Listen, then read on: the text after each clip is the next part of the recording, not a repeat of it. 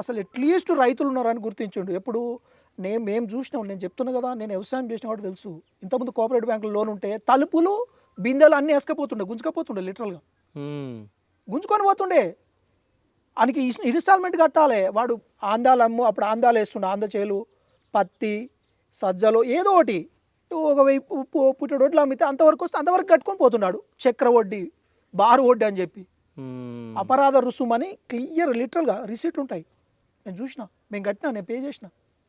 మా దగ్గర మా బావి కాడ కూడా మోటార్లు విక్కపోయారు 2-3 సార్లు. ఆడు విక్కపోతే వీళ్ళ పొలము ఎండిపోతుంది, పైరు ఎండిపోతుంది, మళ్ళీ ఆడొచ్చి దబాయించి వసూలు చేస్తారు. ఆ దరిద్రాన్ని నుంచి ఆ మహానుభావుడు రాజశేఖర్ రెడ్డి అంటే ఆయన విముక్తి తీసేసిండు. లోన్ వేవర్, లోన్ మాఫీ. మేము పే చేసినాక కరెక్ట్ ఒక 6 నెలలకు 7 నెలలకు మొత్తం లోన్ మాఫీ అయింది. నేను అమెరికా వచ్చి మొత్తం పే చేసిన, ఈ దరిద్రం వద్దురా బాబని. ఆయన మొత్తం మహానుభావుడు వచ్చి లోన్ వేవరు, ఫ్రీ కరెంట్ ఇచ్చాడు. అక్కడ స్టార్ట్ అయింది ఒరవడి. లేకపోతే రైతులను మనుషులాగా చూడకపోతుండే. ఆయన గుర్తిస్తే కేసీఆర్ ఒక స్టెప్ పైకి లేపిండు, ఒక స్టెప్ పైకి లేపిండు. అవునన్నా కాదన్నా కేసీఆర్ చేసింది ఒక రైతు బంధు అనేది.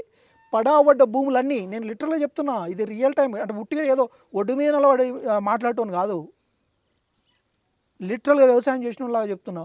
ఉట్టిగా ఆ బీడుపోయిన భూములు అన్ని చెట్లు వీకిచ్చి పత్తి వేసుకోవడం కానీ, పైర్లు వేసుకోవడము.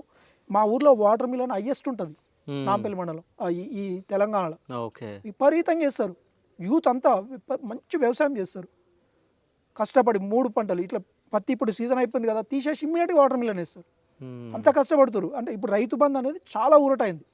ఎందుకంటే ఇప్పుడు ఆ జేసీబీ పైసలు పెట్టాలంటే 10,000 అవుతుంది. 2 ఎకరాలు ఉంటే 3 ఎకరాలు ఉంటే 10-15,000 వస్తుంది.